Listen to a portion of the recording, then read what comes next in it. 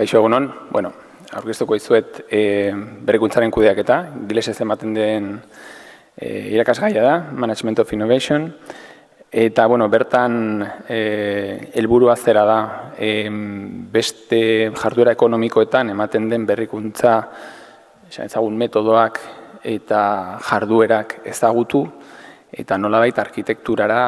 erakartzea, nolabait arkitekturan egin dezakegun berrikuntza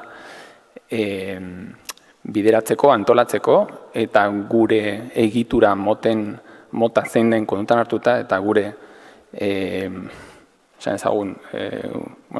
gure zabaltasuna, gure zelaia, zein den kontutan hartuta, hor ideiak sortu, eta baita ere berrikuntza ezagutzea, kritikoak izatea, zer berrikuntza mota bideragarriak diren, jakitea, kritikoki ikustea, eta hor lantzen ditugun gaiak dira alde batetik erronka bezala gizarte mailan gaur egun ikusten ditugunak. Orduan, lehenengo atalean ikusi ditugu zer erronka potentzial ditugun, eta horiei nola aurre egin, baita ere inspiratzen gara arkitekturatik kanpo dauden beste jardueratan, imaginatu medikuntza, industria eta barrez. Eta orduan, ze esparrutan gehien bat fijatzen gara, kreatibidade mailan oso sortzaileak diren esparruetan, jasangarritasuna, robotika, biomimetika, teknologia berdeak, zirkularitatea, eta teknologiarekin zerikusia daukaten esparruetan. Orduan, nola lan egiten dugu? Alde batetik badaude sesio teoriko batzuk, pixkat erronka hauek identifikatzen laguntzen digutenak, eta baita klaseko dinamikak ere kontutan hartzen dira horretarako, eta gero baditugu klasean egite ditugun lanak, klasean bertan entrenatzen ditugunak eta dinamika azkarrak dianak, beste batzuk taldekakoak dianak eta aste batutan zehar garatzen direnak, batzuk dira gai edo liburu jakin batzuk irakurri eta horren inguruko azterketa kritikoak egitea, eta beste alde batetik arkitektura estudio berritzaileak edo berritzaile bezala konsideratzen dianak, horien azterketa sakon bat egitea ikusteko zein den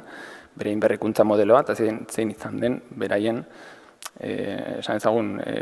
exitoaren nolait giltza, ez? Eta pixkat hori saiatu aztertzen. Eta gero bukaeran bakarkako lan badago, eta pixkat horrek jasotzen du Venture Lab deitzen zaion nolabait hortan, azterketa horretan, aurkeztu behar da, jende horren aurkezten duzue, eta hor nolabait prozesu guztian ikusi izan ditugun atalak garatzea eskatzen da. Hau da, azterketa bat egitea, nolabait state of the art edo egunean gaur egun dagoen nolabait ezagutza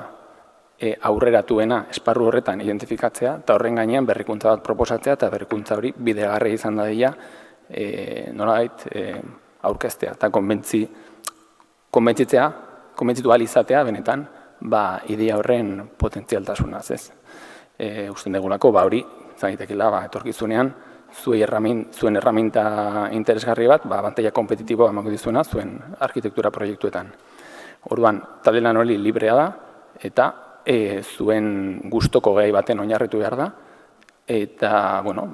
potentziala du, ze azkenean zuek adibidez zuen arkitektura gralean garatzen zuen proiektu baten inguruan, aztertu dezakezue alor konkretu bat, eta hortan sakondu, eta gero hori aplikatu, ez? Eta ideia da, hor seguru sentitzea, eta hori nola egiten jakitea. Eta hori pixkat esateko nakoana.